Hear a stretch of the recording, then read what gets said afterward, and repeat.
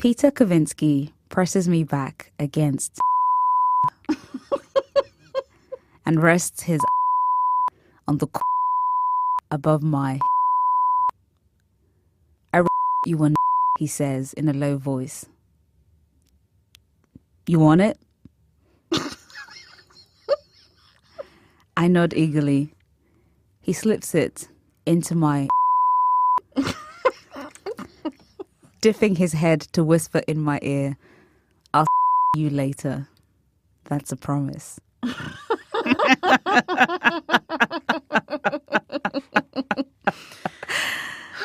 Yeah, pretty much. Yeah.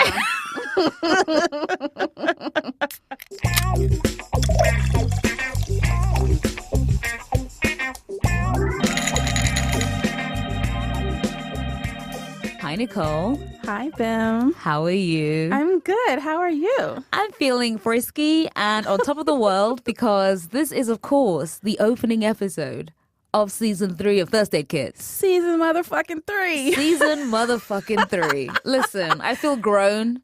Man, we have been through some things. A little bit. Yeah, I can't believe we're here at season 3. This is awesome. I can because we're amazing. Aw, Yeah. true. But no, you're right. I feel energized. I feel very happy to be back. I'm grateful people want to hear us chat shit even more. Yes, right?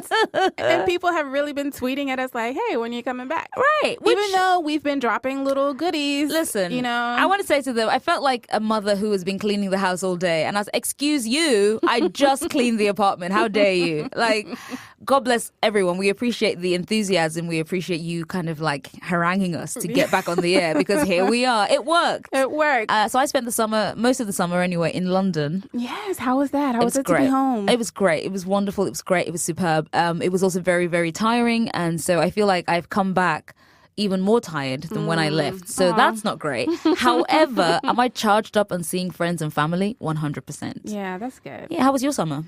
My summer was adventurous. Oh. Yes. Oh God. You said that your eyes are glinting and I feel naked somehow. I don't know why. Oh my Yes, God. No, don't sigh and touch yourself when you look at me and like do that. It's ridiculous. Look at you. Just anyway. Yes. Nicole, you're so filthy. I had a good summer. Oh my God. And TK, our producer, looked at me today. She said, look at you looking all summer of love. I was like, yeah. TK, who can we say, was also a hit with the listeners. Yes. Listen. Had people swooning left and right with that voice. Listen. Okay, TK. TK knows what she's doing. She's all fake coy. Like, I don't know why people. Yes, you do, TK. All right, none of this coyness. Put your tongue away.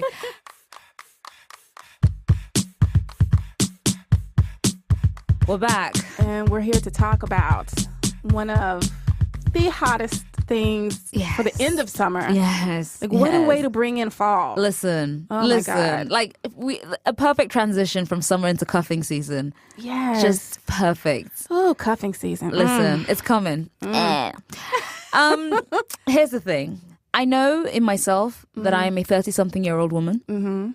And yet, something this summer made me feel as though I was 14 or 15 years old and emotions were my constant companion. Oh, my goodness. It just so fucking sweet. Oh, my God. I could not believe it because this is typically not something that I would normally look at. Right. I am not big into teen, young adult stuff. No.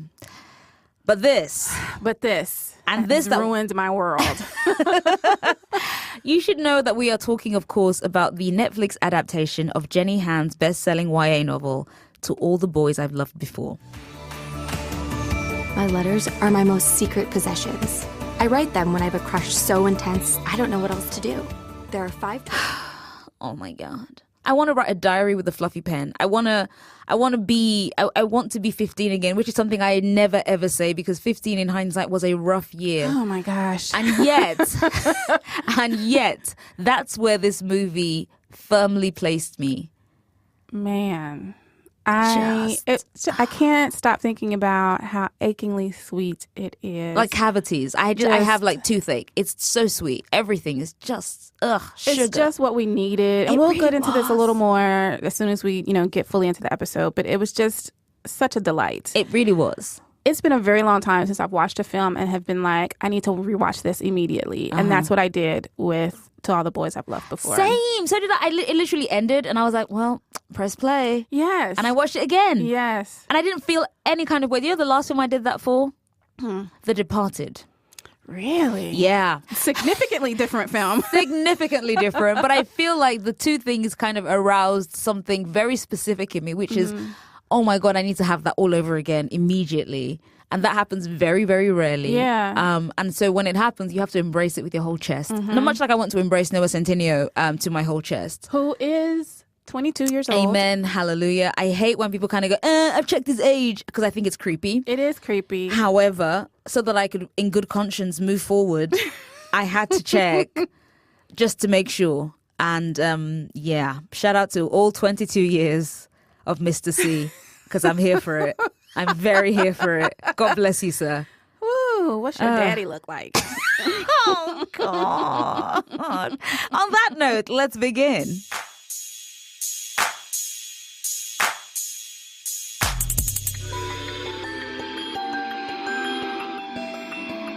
To All the Boys I've Loved Before, Yes. starring Lana Kendor and Noah Centineo. Mm-hmm. Perfect film. I second that motion. Let's move on. No, I think you're right. I think it's actually, I went in with my critic's eye on, not just a fan. Yeah. And I was like, okay, let's see where the quibbles are. And I think the quibbles were so minor that they don't even count as quibbles. Yeah. I think it's as close to perfection for a teen movie as you can get. And I think that is a lot down to, obviously, the actors. Yeah. But also the source material. Well, I haven't read the series yet. I haven't read it either. But my feeling is it cannot be this good without the books being that good. Right. You know what I mean? Yeah. I know it's. I've bought them on Kindle. It's time to read them clearly. But I think there is something that feels very rooted in real life, and I think that must have come from the author, who is Jenny Han. And I think there has to be that much. I mean, I look forward to confirming this. Yeah. But I just think, can you believe that this character came about in the year of our Lord 2018 and doesn't feel like some kind of focus group, kind of like amalgam Right, of all the things that right. teens like? It's just Right. like this person who is just like a human being and recognizable as one. Yeah, that's been part of my issue with the recent stream of rom-coms from Netflix, their original works, is that it feels very much like they made a computer watch rom-coms and then created an algorithm and then the computer spat out a script. Right. It's No like shade to set it up, but shade. Yeah, it just, it hit all the marks, but it was all very hollow to me. Yeah, no, I You know, agree. and it just didn't give me the oomph that I was looking for Right. this resurgence of rom-coms. Right. But To All the Boys I've Loved Before totally did that. And I did have one little quibble. So I felt like, and again, because I'm not familiar with the source material, I didn't really want to talk too much about it, but I felt like we were very quick to get rid of Lucas as a potential love interest.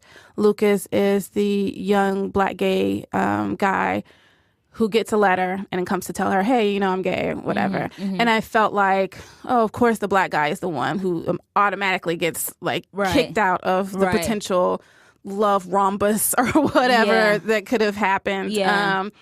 And it's just like, I don't know. I think that's, for me, I'm just really aching for the rom-com, the sweet rom-com with the black person. Yeah, I think that's fair, because my feeling was much the same. And then again, I thought to myself, well, also, a black gay representation for, black Yeah, gay teen, right. and I was like, it's cake in one hand, but also nothing in the other. Like, Yeah. I understood it, but also I was like, that Yeah. would have been interesting as well, I think. Also, I think they must have been wary about making too many, people vie for, Yeah. Lara Jean's affections. And so I got that. And I understood, statistically, of course, one of her five was going to be gay.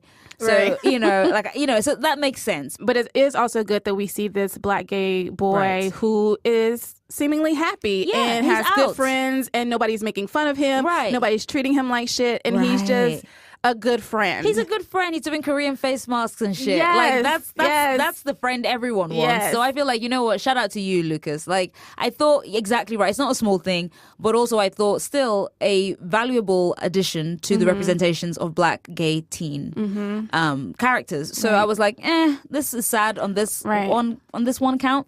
But I'm also a heterosexual woman, so I'm kind of like, I just want this. And then on the other hand, it's kind of like, no, I wanted to see a black gay boy, 15 and comfortable and, not tortured by his gayness, just is, because that's what most of us are in the world. And I just thought, great, that was a good thing. But anyway, aside from... and also it takes place in Oregon, so you're not really... Listen. As soon as I saw the car license plates, I was like, oh, this is going to be quite white. Yes. And it probably, it was. And that's fair. Because again, that's Oregon. I went there for the first time this year, and I was like, right, it really is as white as the movies say. So the story is about Lara Jean, who essentially is a young girl in high school in Oregon. She's one of 3 sisters. Her mother has passed away. Her father is a doctor, and he's very loving and loves his kids. And she does this thing where when she has overwhelming crush feelings for a person, she writes a love letter. Hey girl, hey. And she kind of puts it in an envelope, and she, from time to time will bring down her box of treasures and, lovingly caress her letters, read them and put them back. Now, I'm not saying that Lara Jean was based on me, because technically she wasn't. However, she feels very much like she could have been based on me, because I too wrote too many ill-advised letters, which I did not send, which thank the Lord. But in Lara Jean's case, the letters do get sent out. Right. And thus begins the story. Yes. So take it from there, Nico. Who do the letters get sent to? Okay, so we've got Lucas that we've just talked about. We've got John Ambrose from Model UN. Naturally. We've got, a young boy from camp. And then we've got Josh. Yes, who is her next door neighbor. Who is a next door neighbor, and also the ex-boyfriend of her older sister. The recent ex-boyfriend. Recent, yesterday. And then we have Peter Kavinsky. All right, listen. Okay. I'm just going to readjust my brow. One sec. Peter Kavinsky. First of all, you have to say his full name. Yes, you do. And that's because you want to make sure that there is no doubt who you are talking about. Okay? Do you mean Peter Graham? Do you mean Peter Smith? No, I mean Peter motherfucking Kavinsky. That's who I mean. All right. Yes. Who at first is like, yeah, thanks. Like the letters go out. He gets the letter. He's like, that's really cool and all, but I just got out of this thing. Yeah. I can't deal with you right now. Sure. Which causes Lara Jean to faint. Because, that's so, I feel like I would do the same thing. Same. I would probably puke or faint or something. I'd do a combination of both. Man. A triple axel, triple toe loop. I would vomit. I'd probably wet myself, and I would faint. So he confronts her, but she also sees Josh coming. Yes. And she's like, oh no, how do I escape Josh? Because I can't deal with too much of this right now. So she does a very classic rom-com thing. Yes, she kisses Peter Kavinsky. And Peter Kavinsky is like, oh. Poor confused Peter Kavinsky. He's like, maybe I need to rethink this rejection. Right. So then, of course, they, whatever, they talk about stuff, and they decide to establish a fake relationship. Okay, so as a fanfic reader of many, many years, let me tell you that one of my favorite tropes in any kind of fanfic is fake relationship. Same. It's so satisfying. It just hits you in the warmest part of your soul. It's like, come on. Y'all know how this is going to end. I love fake relationships, and my second one is the Cyrano. Oh, do you know what my third one is? Which one? Is There's Only One Bed. Oh, yes! Yes. We're probably gonna do a whole fanfic episode, so don't worry, this is coming. But yes, they enter into a fake relationship, which they know is fake. There's a crucial element to this fake relationship building that they do. They create a contract. Yes, they do. To establish some rules. Yes, because consent is important. It is so important. And the first thing on the list is no kissing. Yes, and that's instigated by who? Lara Jean. Listen, Lara Jean is a responsible person. She knows it's a fake relationship. She's like, you know what? No kissing. And I respect that. Because also, in addition to all of those things, like Lara Jean, I'm a bit of a scaredy cat. So I'm like, you know what? If we don't introduce kissing, then shenanigans will not ensue. Right. So I understood her position on that. Right. And she's also like, if I'm going to kiss somebody, I want it to be real. Right. Even though she first kissed Peter Kavinsky. That's true. And he brings that up. Yeah, and her answer is, I think, another perfect line of rom-com magic. She says, I don't want all my firsts to be fake. Oh, my God. Oh, my God, oh, my God, oh, my God, my heart. How tender and sweet is that? Tender. Oh, my gosh. Ugh. So they establish some rules. Uh-huh. No kissing. They have to watch certain movies with each other. 16 Candles and Fight Club. Which just feels like the perfect distillation of fucking boys and men. I mean come on. That was the one thing I thought to myself, oh, yeah, this is accurate. This is fucking very accurate. You haven't seen Fight Club? Oh, my fuck's sake. Anyway. Yes, and they have to go on this ski trip together. Yes. And Peter Kavinsky is like, you got to come to all these parties with me. You got to come, you got to come to my games. You have to be supportive. How does it look if you don't come to my games? Right. Which, logical. Just smooth with it. Yeah. He was so smooth with it, You love the contract scene, don't you? I do, because... Why? Tell me why, Nicole. Peter Kavinsky at one point is like, well, I could write you letters. I literally hit pause and I was like, how old is this person playing this character? Because his voice went into some grown man territory that I was not prepared for. Fight Club, 16 Candles, no snitching. Anything else?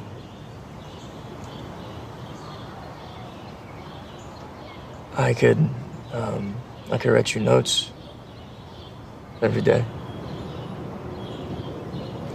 You do that? Sure. Come on. One of the things that has frustrated me about Netflix's rom-coms lately is the lack of longing that the characters have for each other. Like when they realize they like each other or the relationship has ended and they should be pining over each other, the pining is not strong enough for me. That little bit right there, the longing in his voice. Yep. For her to say yes. Yep. Oh, my God. Then for Laura Jean to be like, you would do that? Like, you just hit a sweet spot and you don't even know it. You don't even know it. And that's how I also know that this is absolutely written by a girl who wanted to receive notes. Yes. Because it's kind of like, do you know how romantic it is for someone to put pen to paper and express something to you, even if it's like inconsequential daily shit. Yes. But the other thing that I thought was very important in that scene, he says, I could write you notes. And then he says, every day. And I'm just like, bitch, nobody has that kind of time. However, if you're going to make the time, right, I'm on board. That's it, though, making the time for these small gestures. Small. That's all we want. That's all anyone wants. Just look at me like you see me. Yes. Give me the things that I say that I would like. You know? I just, that scene also just, and the way he does it, he's looking up from under his lashes. Yes. In a very vulnerable, because he's pretending he hasn't thought about this, but this bitch has been thinking about this for however long. Yes. And he's like, I could write you love notes. It's like, bitch, you've been planning this for weeks. My gosh. It's so tender. That's my word of the week. Yes. For this movie and this boy and this everything. It's very tender. And he tries to cover it up by saying his ex was like, his ex wanted him to write letters. And so, but he never did. So he's like, well, maybe if she finds out that I've been doing it with you, it'll whatever. I think that speaks to kind of a larger issue that sometimes people want you to do these things, not because it's intimate, but because they just expect them. Right. It's just a marker of something. It's another example of their possession over you. It's that thing about, I expect a $200 date. And it's kind of like, well, what is that even what is that? Like these, I mean, again, some of that is kind of ridiculata. But I think we have an idea of what we consider to be quote unquote romantic. And we want that regardless of whether or not we actually want it. Yes. Basically, it's a performative kind of, activity. Yes. As opposed to being something heartfelt. And I think what his voice transmits in this scene is kind of like, this is heartfelt. And then, like you say, he tries to cover it up and kind of go, no, because it would drive Jen crazy if she knew I was sending you notes. Yes. And I just love the vulnerability and how quickly toxic masculinity just cloaks it. And I think that he was just waiting, like that letter from Laura Jean probably was just like, wow, this is beautiful. I mean, he was probably kind of uncomfortable with it, of course. He said he was. Like, he was like, oh, this is very like intense, isn't it? And she was like, yeah. But it's also just kind of like he saw the power of what letter writing could do. Right. And he's giving that back to her. Right. Which brings us to a very important point that we have been saying on First Aid Kit forever, which is that women have given you a roadmap, and yet people are getting lost on the highway. They keep dismissing it, crumpling up the little roadmap because, a woman wrote it. Right. Or a woman likes it. And what do you even know? What do women even know? What do women want? We told you. What do women want? We've said it. We've sung it in songs. We've written poems. Some of us write drabbles and put it on our podcast called First Aid Kit. And still, there is some confusion as to what ladies of all persuasions want. It's not that hard because they're telling it to you. If only you would open your ears. Just have a little listen. All you got to do is read, pay attention. Read. Back to lovely, beautiful Peter Kavinsky. Yes. Who sees, he reads the roadmap. He sees the directions. And he's like, all right, I'm going to follow this to the letter. Oh my gosh. Hannah Georgis of The Atlantic wrote a beautiful article about the enduring appeal of the fake relationship rom-com, which is about To All the Boys I've Loved Before. Yeah. And she says something in there that just stood out to me and just hit me in my chest. And she was like, Peter Kavinsky respected the boundaries that Laura Jean laid out, and still love found a way. Do you know what? Isn't that the metaphor that we all want to represent our lives? Love me despite my shit.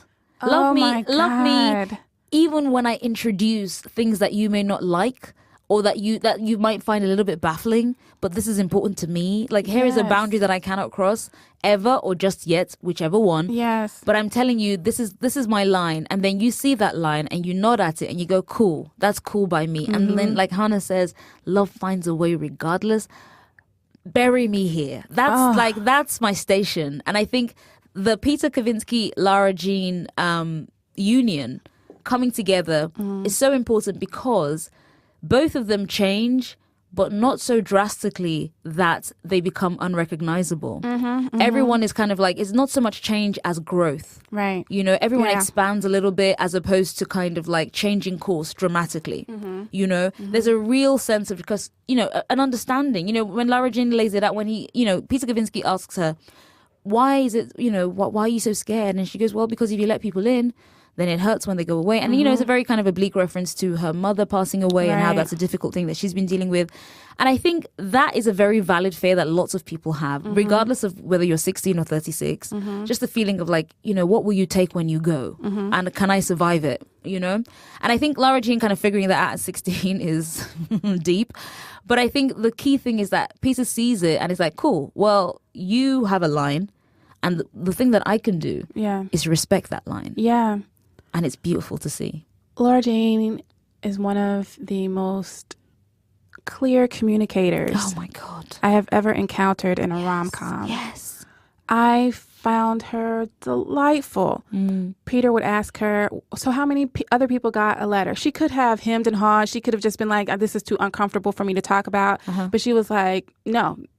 It's 5 letters. You know, when they were talking about their parents who are not here anymore, you know, for Laura Jean, it's her mother who's passed away. For Peter, it's his father who left the family. She's just very open and honest and about all these, you know, issues that come from that. And then also, she didn't want to talk to her sister, her older sister who went to college, because she didn't want to lie to her sister. Right. You know, but beyond that, like, she's such a clear communicator. The hot tub scene. Oh my God. On the ski trip. All right. Okay. So I saw people tweeting about the hot tub scene and I was kind of like, cool, whatever, I'll get to it. And then I watched it and I paused. Listen, I paused the film and I was like, I have to tweet about this. And so I tweeted because that scene moved me. Yes. So profoundly. There is so much going on in that scene. And I'm going to play a clip from that scene because, first of all, the lighting of that scene is... The film is beautiful. It's beautiful. It is a beautiful looking film. And I kept thinking... Rich. I'm sorry, I'm just repeating things. No, it's beautiful. It's rich. But that's how I feel inside my heart, okay? This is my all caps feeling voice. I'm just kind of yelling. It's absolutely gorgeous. So it's nighttime. It's the night of, you know... They're on the ski trip and on the way to the ski lodge. Yeah. First of all, I was like, these fucking middle class rich fuckers.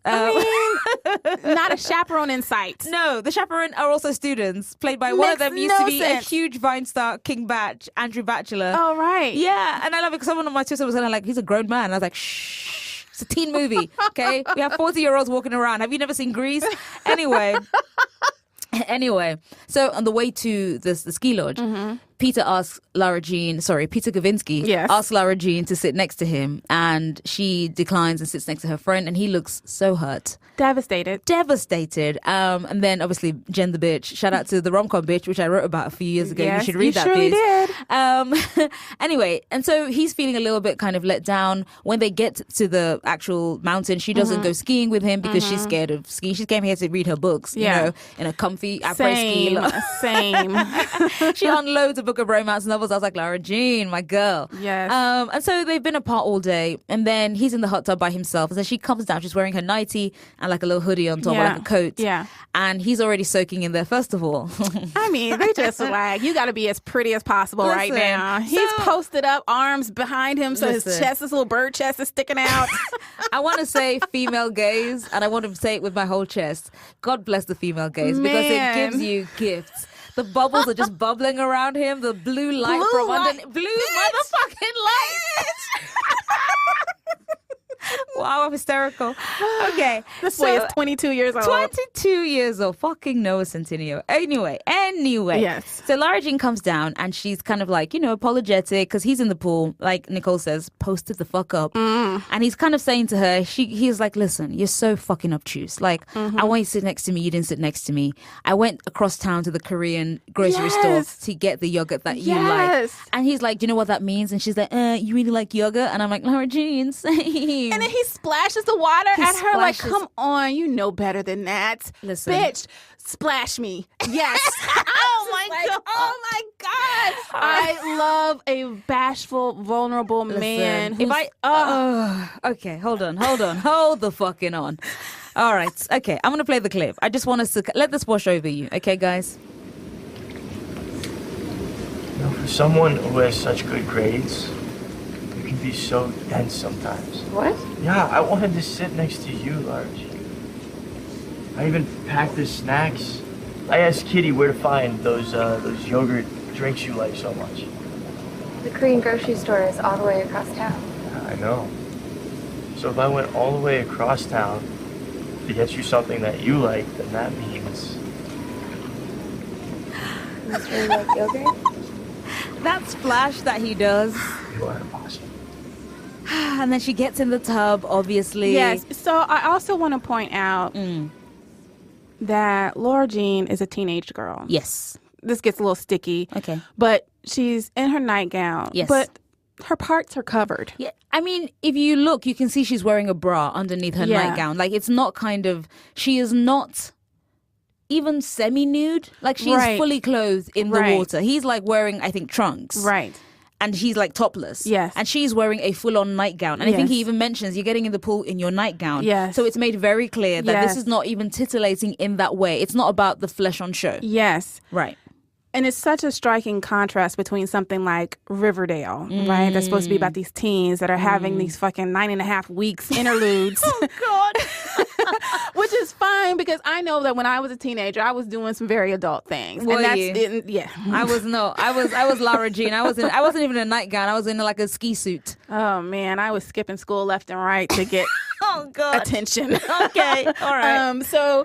But I just really like this idea that you can be I don't want to say modest. But you can be your age and still respond to the changes that are happening as you mature into an adult. And I do think also it does this thing where it doesn't discount the fact that Lara Jean is clearly preoccupied with romance and love and sex to a degree.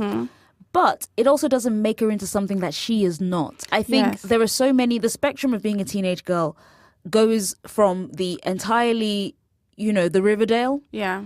And it goes to the complete opposite end of it where, your entire life is lived in books that you've read. Yeah. And I was very much towards that end where I was kind of like, I don't think I even touched a boy until like my mid-teens. Like it was, and I was boy crazy. Yeah. But I never had access. I went to an all-girls school, and I think about how that somehow even made it even more. I think about so many of us who went to all-girls schools and how we were absolutely boy crazy without ever having been in proximity, like close proximity with that many boys. Imagination's running wild. And nothing but like romance novels to really kind of fucking fan those flames. So Lara Jean felt very true to my experience, which is kind of like, I know I say I want these things, and I my feelings are real, but also I'm not going to change the fact that I'm this kind of, dormouse. Right. And that's fine because everything is valid. Everything is valid. And that's what I was so thrilled to see, that she doesn't become like this little sex kitten. Right. Just because she likes a boy. She's like, no, I like him, but also I am who I am. Yes. And that doesn't change just because of this hottie in a hot tub. Yes. And I think that is something, and I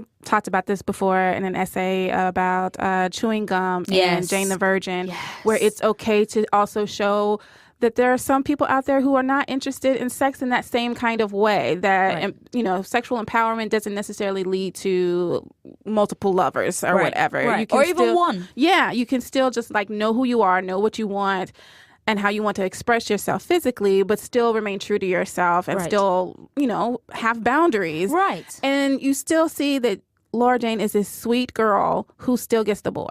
Yep. 100%. She doesn't try to change herself. She doesn't try to change her friends. She doesn't shame her friends. There is no Sandy from Greece. Yes. Oh my. She's not in a pair of skin tight, beautiful, but still. Right. Satin trousers and a heel, putting out a cigarette, stubbing out. No. She basically is. That's what I mean about the growth that occurs. It doesn't feel like a massive veer from one direction. It's very much a case of kind of like, oh, I'm expanding to become all these other things in addition to who I am. Yes. And I think that's actually the kernel of truth that makes To All the Boys a perfect thing, which is that Lara Jean remains Lara Jean. Yes. She doesn't take on a different persona to get whoever. Yes. She basically remains who she is, but a more expanded version. She reconciles with her sister. She considers the fact that, yes, I am a scaredy cat, but also, she talks about, her feelings for Josh and those were in the past. They were valid, they were real, and then they passed because things change. Right. She is not hard on herself unnecessarily. I loved that element of just kind of like, it felt real in as much as an unreal movie can feel real. And I think part of that, again, is just, the writing felt so real and true. It felt true to teenage life. Yeah. My life, but also some of the young teenagers I do know now. I don't know that many. Yeah. But, the feeling of just kind of like, this is real and it's not forced and it feels natural. One of the other things I liked is that Jen, who is the villain of the movie, remains the villain. So a lot of times in teen rom-coms, the villain is redeemed some kind of way. We're made to feel sorry for... I felt a little bit sorry for her.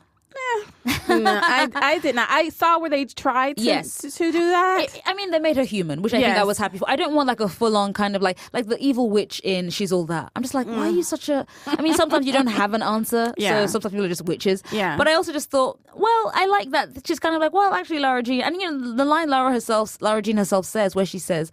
I always thought I was invisible. But actually, I'm in other people's stories too, because I think when you're writing stories in your head all the time, you cast yourself, even though it's your story, you sometimes put yourself in the background and kind of like, I don't know, this stuff that's happened to me. Yeah. And instead, Jen's little line about, well, actually, this is what happened. She's like, oh, yeah, I guess I did do that. But she never cast herself as the villain, because none of us ever do in our own stories. Right. And I thought that was like a very small, but again, a very human thing. And that's another thing about Lara Jean is not perfect.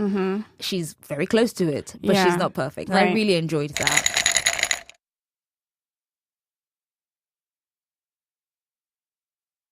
Let's talk about Noah Centinio's voice and his face and his mannerisms. Who does he remind you of? He is a baby Ruffalo. Yes, baby he is. Mark Ruffalo. Yes, he is. I mean, thick neck, thick brows. Oh my God, I'm so glad you said Nick. Yes. I don't know his business.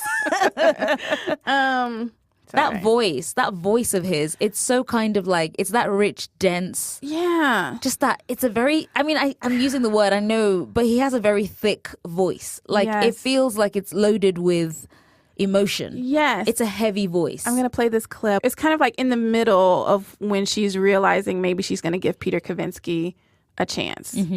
And so she's thinking about Josh, she's thinking about Peter. So she's in her room and they appear on either side of her, right? Like a typical devil angel kind of thing. Yeah, I know the clip. This cannot happen. We'd be so great together. Oh my God, shut it. It's a cool trick, right? You want to see me do it again? Hey. What? And in that moment, someone pointed this out on Twitter. I think it was Samantha Powell, who is one of our great listeners. Her She's live so tweets are insightful. great. Yeah. But she pointed out that in this scene, Josh is wearing a leather jacket and a white tee, and Peter Kavinsky is like in this Mr. Rogers outfit with a Very cardigan nerd outfit and a tie. and which are both opposite of what they normally are Right. dressed like. So I Right. thought that was interesting. Yeah. But his voice. Peter, when he's like, "You want to see me do it again?" Hold Listen. up now. Hold up. Hold up now. Now, look here. Look here. Now, look here. Boy, you better get around from here. Now go on, get. Listen, that bit, I remember, again, like you, I sat up and I was like, what the fuck, what? Yes. And I literally, I joke about it, but I sat bolt upright and I was like, wait a minute. Who is this? Where is the meaning of all this? And that, I just thought, oh, okay, they've hooked me in. I know there's been like a few people kind of saying, to varying degrees of validity, the movie and how it's very, very white. This Asian actress is playing somebody called Lara Jean Song Covey, or Covey. And I do think that, yes, it is a very white film and it's a very white town because it's Oregon and it's upper middle class and blah, blah, blah. For me, I found it incredibly, and I'm not myself Asian, but I thought it was very interesting that all three of the Covey daughters looked very different. Yes. And that the protagonist, aka Lara Jean, looks like Lara Jean does. Yes. I thought it was fantastic to have this girl who is an Asian girl, who looks like an Asian girl, and yes, has a white father, and yet she looks like an Asian girl. And I thought that was something very, very important. And I'm glad that the casting did this. And Jenny Han, who wrote the book, was talking about going with the production company that was committed to making sure that the lead stayed Asian, because people were saying stuff like, can we, it's a universal story. And she was like, cool. And they were like, as long as we keep to the spirit of it. And she was like, cool, the spirit of Lara Jean is Asian. So she's going to be Asian. Yeah. I think it was very well done. And again, subtly done so that you just believe it's just in front of you. You are not asked to rationalize it. You are not asked to understand it. It just is, and therefore you have to accept that. And I was glad of that. And I thought that was a very important thing as well. For example, Jen, her rival, is jealous of her. Yes. And I thought, great, be jealous Yes. of this Asian girl. Yes. You should be. Yes. You know what I mean? Like, about fucking time. And I thought that was great. Like, to consider her to be an equal love interest, not someone less than, not someone that she would. And I thought also how far we've come along, because one of Jen's friends at the party is a black girl. Yeah. And I was like, cool, we get mean black girls. Yay. Like, not just token best friend, cheerleader shit. I was really happy to see that. Yes. So, yeah, I'm really pleased. I really liked the acknowledgement of the Covey girls' Koreanness and their Korean heritage. Not just with the yogurt or anything, but, making fun of their dad for trying to make these Korean dishes. Yep. Also just acknowledging who their mother was. And we see her in the background in almost every shot in the house. Right. Pictures of her. I thought that was very well done. Yeah. And without, it's just kind of like, hey, It's a fact of life. yeah, this is real. Yeah. And this is what happens in mixed race families. Right. And it's like when Kitty introduced herself to Peter Kavinsky in the car when he's driving them to school. And she says, my name is, because he calls her Mini LJ. Yeah. And she's kind of like, my name is Catherine Song Covey. Yes. And I was like, bitch, you better say Song. Yes. You better put Full that name. in. Full name. And I thought, great, this is all very, it's matter of fact, because most of the time, people of color are just walking about getting on with their day.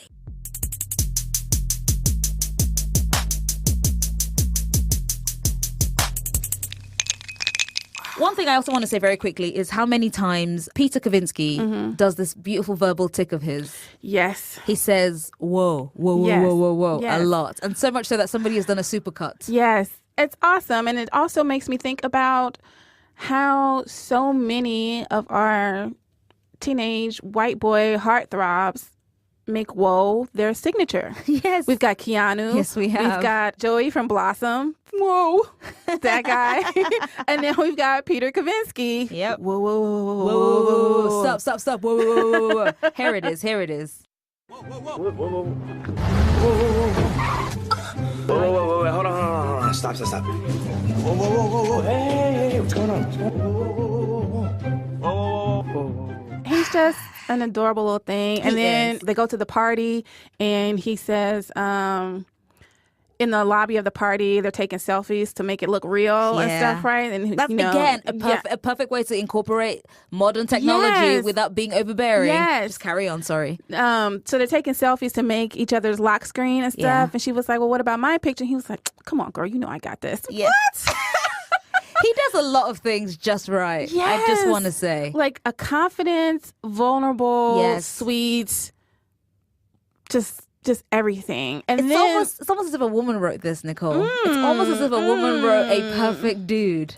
And then, something happens, and we've spoiled the hell out of this movie, right? But something happens as a result of that hot tub scene. Yes. And it causes a little bit of drama. Uh-huh. And Chris, Laura Jean's best friend, kind of like nudges him a little to take care of it, but he does it immediately. He does. There's no, let me think about it. There's no, what about my reputation? There's nothing. He's just like, hey, y'all, stop this shit. Yep.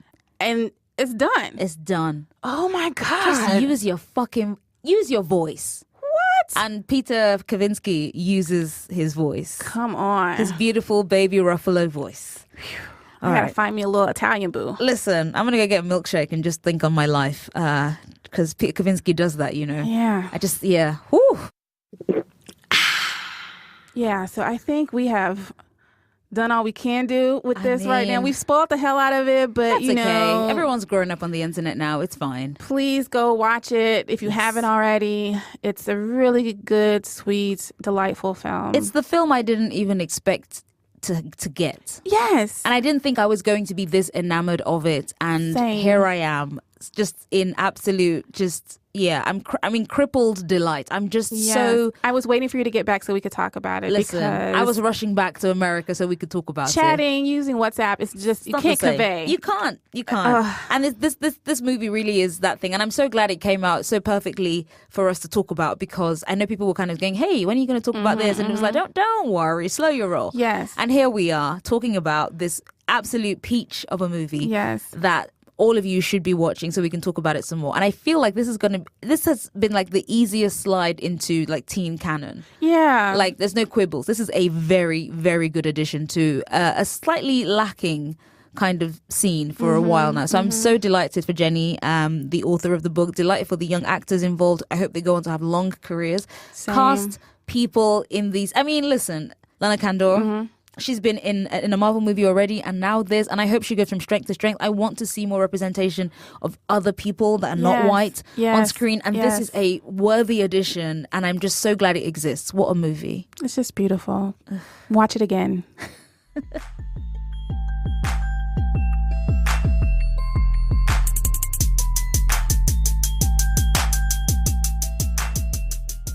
All right.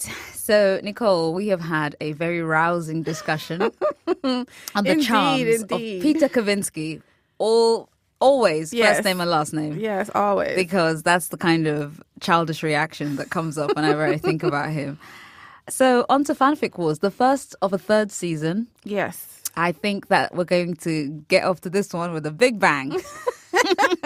I don't know what it is about your face, but something tells me I'm about to see some things. I'm about to hear some things. No. It's just... No, it's very cute. Don't get me wrong. I know it's going to be very, very gentle and YA. I know this. And yet, I'm deep in my feelings preemptively. No Drake. I'm just,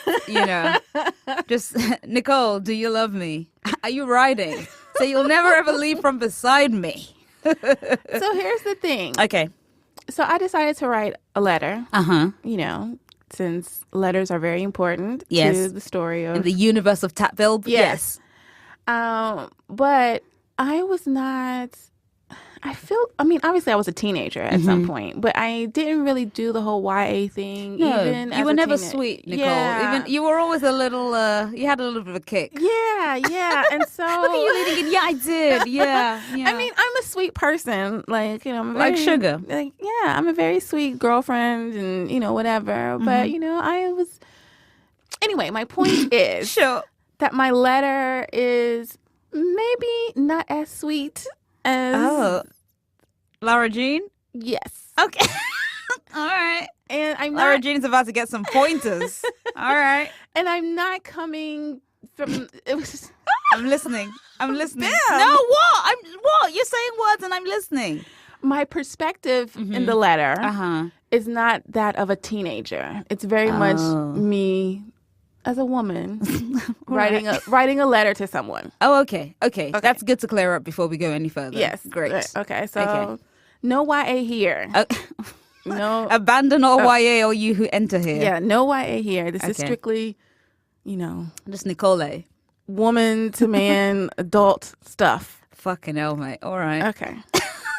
Are we ready? Listen, I don't know if I'm ever ready, but you should begin. Okay. Dear blank, I realized the other day I've been trying to recreate you. Swiping right on men with the barest physical similarities, showing them favorite movies so they'll laugh like you. It's not a new realization. It's just another excuse to think of you. There is a man who grunts over his food, over me, the way you used to. He doesn't lick his plate or anything else quite like you, but sometimes he makes me forget you. I hope you're well. Forever, Nicole.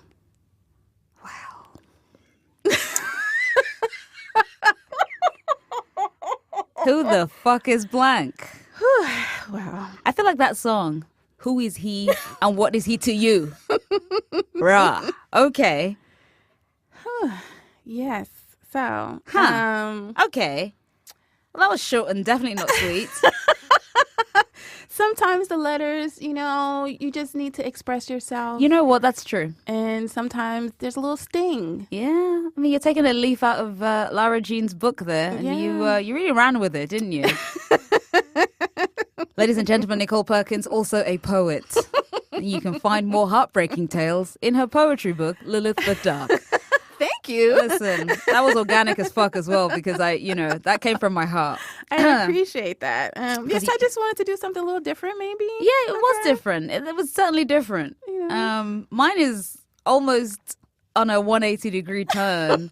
It's so fucking sweet. I got a toothache while I was writing it. That's I'm dealing with a perfectly cavity fine. right now. Yes, I'm ready for it. I'm ready for the sweetness. And I very much made this very YA. Okay. In as much as I remember reading when I was and feeling when I was that age, because I was a what's the word? Prodigious crush haver. And I imagined so many scenarios, and this movie, having given me all the feels, has really proven to be quite the inspirational bed on which to roll around in. I really ran with it. I did too much. That's okay. So you needed that sweetness in your life. Do you know what? Much like you needed the letter, I needed just to kind of write down a bunch of 15-year-old shit sweetness. Yeah. So listen, I'm ready. Are you? I think so. For our third date, Peter read to me. It was on a Thursday, and all week, his notes, stuck through the space in my locker door or tucked into my folder during geography, had been hinting.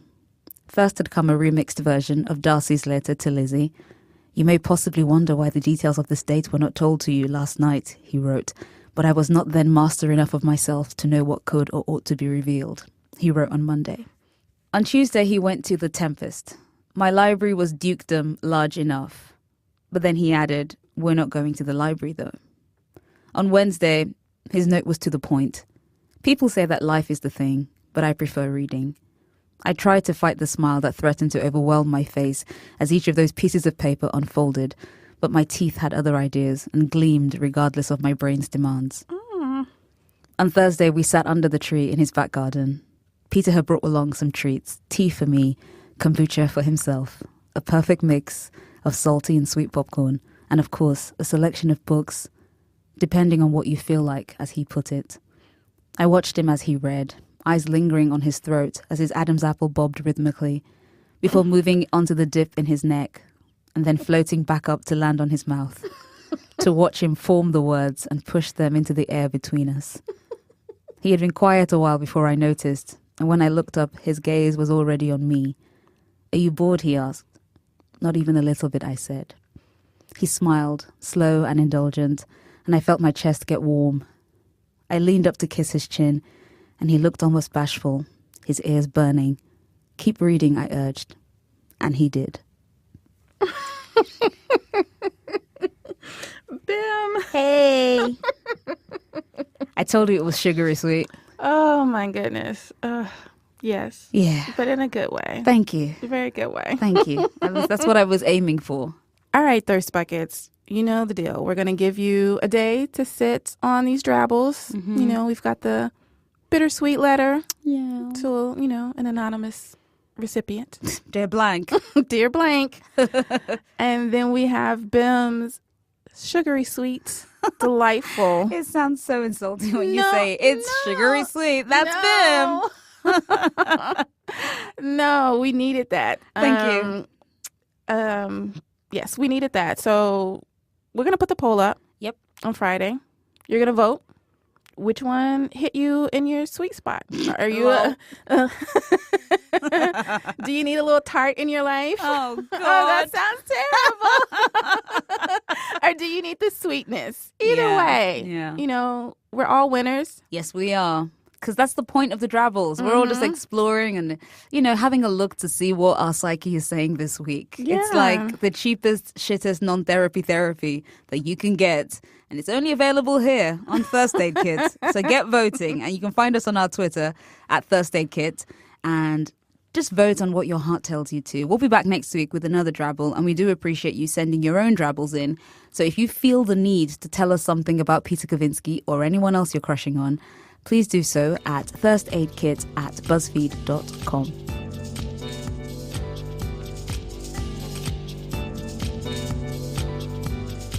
And that was the first episode of Season 3. Hello!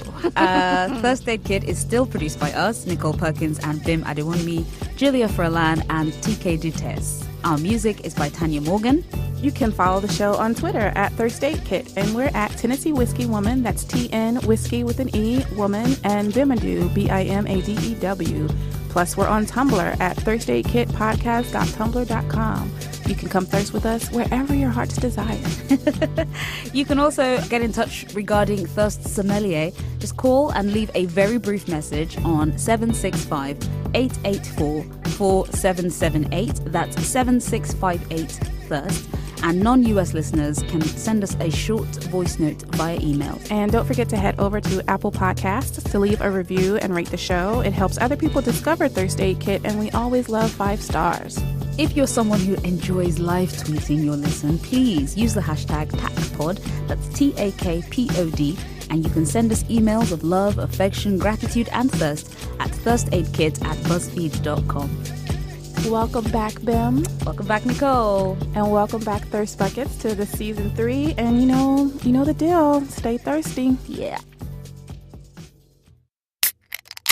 Hey, y'all. I'm sure you probably heard, but we kind of mispronounced Noah Centineo's name, his last name, while we were recording this. We were so excited to talk about To All the Boys I've Loved Before and Lana Kendor and Noah Centineo that we just fudged his name a little bit. But we apologize, and hopefully that didn't distract you too much, and you got all the stuff that you needed from this episode. We love you, and thanks for coming back for Season 3.